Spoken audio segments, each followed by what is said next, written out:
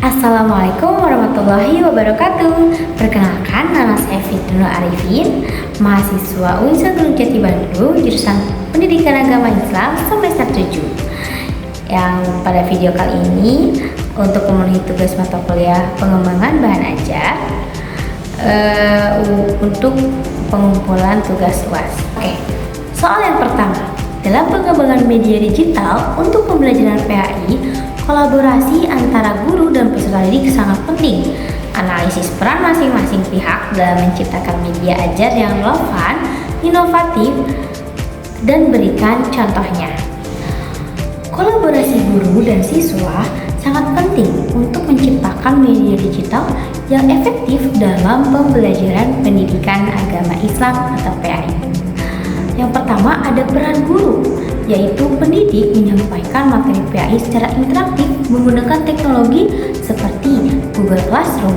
Lalu yang kedua, guru sebagai motivator, yakni yang bertugas membuat suasana belajar menyenangkan melalui video pembelajaran atau kuis interaktif. Lalu yang ketiga, guru sebagai inovator atau menggunakan teknologi baru seperti augmented reality atau pengalaman belajar yang menarik. Yang keempat, ada administrator, yaitu guru mencatat dan mengevaluasi hasil belajar siswa melalui platform digital. Lalu, peran dari peserta didik sendiri adalah yang pertama, pembelajar mandiri, mengakses materi kapan saja dengan media digital untuk pembelajaran yang fleksibel. Yang kedua, peserta didik sebagai kolaborator atau bekerja sama dengan proyek melalui aplikasi seperti Microsoft Teams atau Quizzes. Lalu yang ketiga, sebagai pemberi umpan balik, memberikan masukan kepada guru untuk meningkatkan media ajar.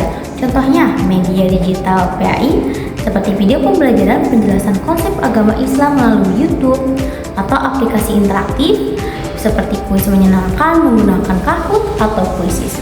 Ada juga contoh yang lainnya adalah e-learning, platform pembelajaran PAI dengan materi dan diskusi online. Lalu ada juga contoh lain, ada virtual reality atau VR, simulasi tempat suci Islam misalnya secara langsung dengan peran aktif guru sebagai inovator dan fasilitator serta siswa sebagai pembelajar mandiri. Media digital dapat menciptakan pengalaman belajar yang menarik dan bermakna. Nomor 2. Apa yang Anda ketahui mengenai konsep praktikum dalam konteks pembelajaran PAI? Sebagai calon pendidik, bagaimana Anda memanfaatkan pengalaman lapangan untuk mengidentifikasi kebutuhan pengembangan pedoman praktikum PAI? Berikan refleksi Anda berdasarkan pengalaman atau studi kasus yang pernah Anda temui. Oke, jadi jawaban dari saya adalah praktikum dalam pembelajaran agama Islam atau PAI adalah metode yang menghubungkan teori dengan praktik sehingga siswa dapat memahami dan mengamalkan ajaran Islam dalam kehidupan sehari-hari. Sesuai Kemendikbud nomor 67 tahun 2013, praktikum bertujuan mengembangkan keterampilan siswa KI 4 agar lebih memahami konsep keagamaan. Tujuan dari praktikum PAI sendiri adalah yang pertama, memahami ajaran Islam. Siswa belajar melalui praktik langsung seperti sholat dan wudhu. Lalu yang kedua, tujuannya adalah mengasah keterampilan mengaplikasikan teori agama dalam praktik sehari-hari. Lalu yang ketiga, meningkatkan minat belajar. Jadi aktivitas praktikum yang menarik membuat siswa lebih termotivasi.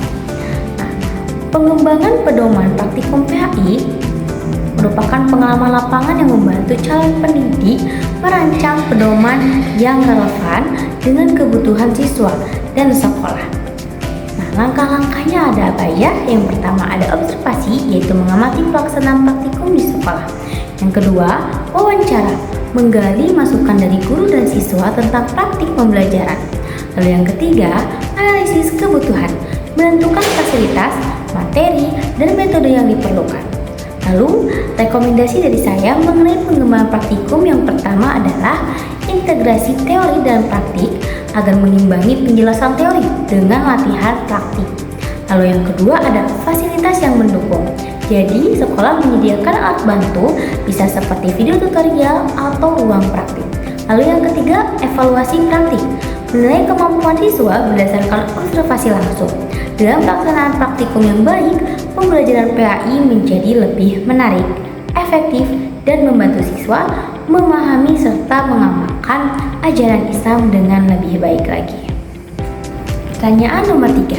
Jelaskan konsep dasar pengembangan LKS dalam pembelajaran PAI.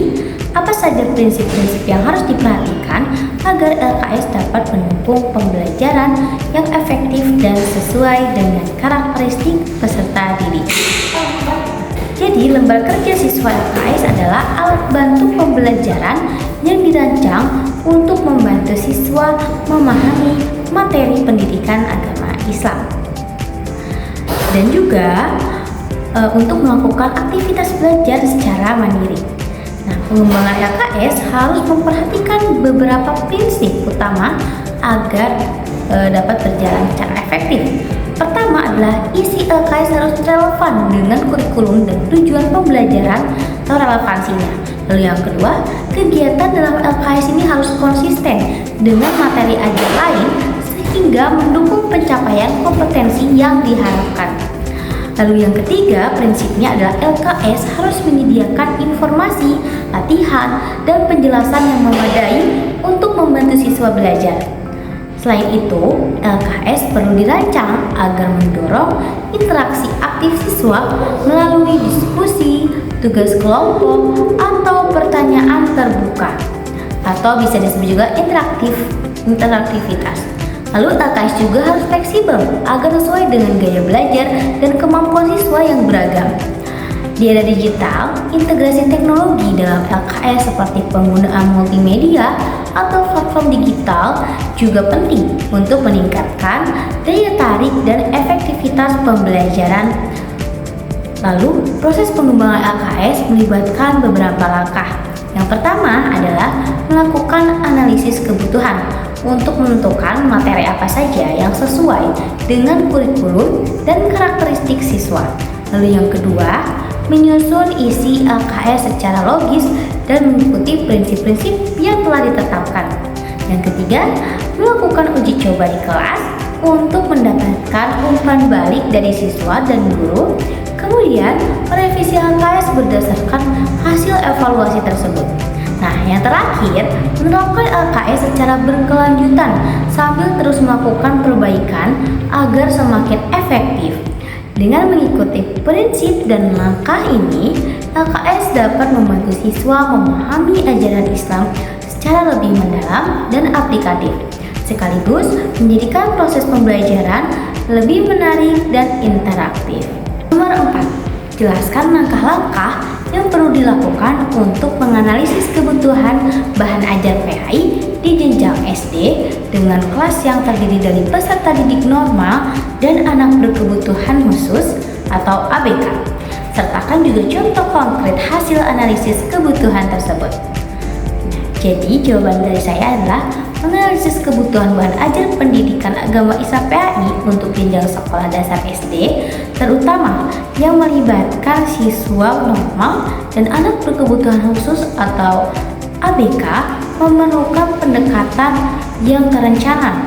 Langkah pertama adalah mengidentifikasi tujuan pembelajaran yang sesuai kurikulum, mengikuti kompetensi dasar dan indikator yang relevan bagi semua siswa. Lalu selanjutnya, data awal dikumpulkan melalui observasi kelas untuk memahami interaksi guru dan siswa, wawancara dengan guru dan spesialis pendidikan khusus, serta angket kepada siswa dan orang tua untuk mengetahui preferensi belajar dan tantangan yang dihadapi. Dan lalu data yang terkumpul kemudian dianalisis untuk mengidentifikasi kebutuhan siswa. Bagi siswa normal, fokusnya adalah pada materi ajar, metode pengajaran, dan media yang mendukung pemahaman. Sementara itu, bagi ABK atau berkebutuhan khusus, spesifik berdasarkan jenis kebutuhan mereka, seperti visual, pendengaran, atau motorik perlu diperhatikan. Setelah itu, sumber daya yang ada seperti buku, teks, dan media pembelajaran dievaluasi untuk memastikan relevansi dan aksesibilitasnya. Berdasarkan analisis tersebut, dibuatlah rencana pengembangan bahan ajar yang inklusif, mencakup materi adaptif, penggunaan berbagai media pembelajaran, serta dukungan tambahan bagi ABK seperti alat bantu belajar, bahan ajar yang telah dikembangkan, kemudian diuji coba di kelas, diikuti evaluasi untuk memastikan semua siswa dapat mencapai tujuan pembelajaran.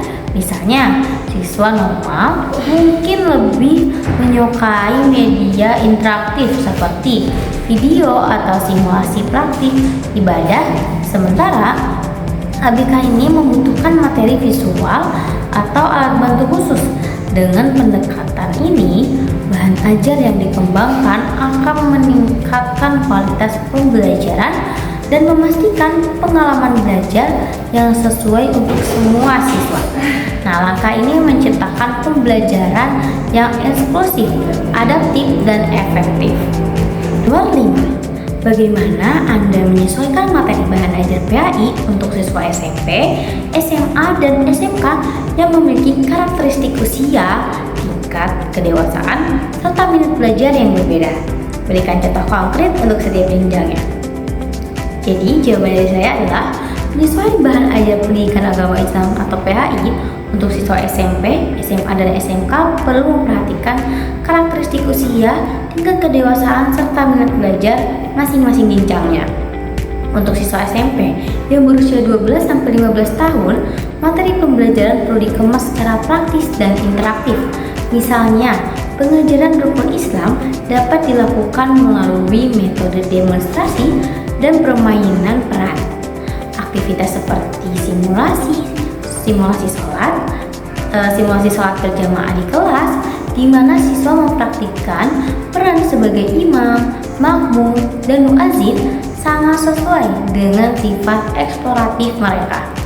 Lalu bagi siswa SMA yang berusia 15-18 tahun dan lebih, ini yang kritis, pembelajaran dapat difokuskan pada isu-isu sosial yang relevan dengan kehidupan sehari-hari. Contohnya, materi tentang etika kehidupan sehari-hari berdasarkan Al-Quran dan hadis dapat diajarkan melalui diskusi kelompok dan studi kasus.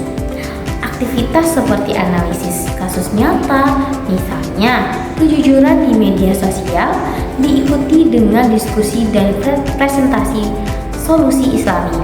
Nah, ini dapat membantu siswa mengembangkan pemikiran analitis mereka. Sementara itu, siswa SMK yang berusia 16-19 tahun dan lebih itu biasanya lebih matang dan cenderung tertarik pada aplikasi praktis dalam dunia kerja. Materi tentang penerapan nilai-nilai Islam dalam dunia kerja dapat disampaikan melalui pembelajaran berbasis proyek. Misalnya, siswa dapat mengelola program penggalangan dana untuk masyarakat yang kurang mampu, mulai dari perencanaan hingga evaluasi dengan mengaitkan setiap langkahnya pada ajaran Islam. Dengan penyesuaian materi ajar yang sesuai dengan karakteristik masing-masing jenjang, pembelajaran PAI tidak hanya lebih relevan dan efektif, tetapi juga membantu siswa mengembangkan keterampilan sosial dan praktis yang berguna di masa depan. Pendekatan ini memastikan siswa memahami ajaran Islam sekaligus mampu menerapkannya dalam kehidupan nyata.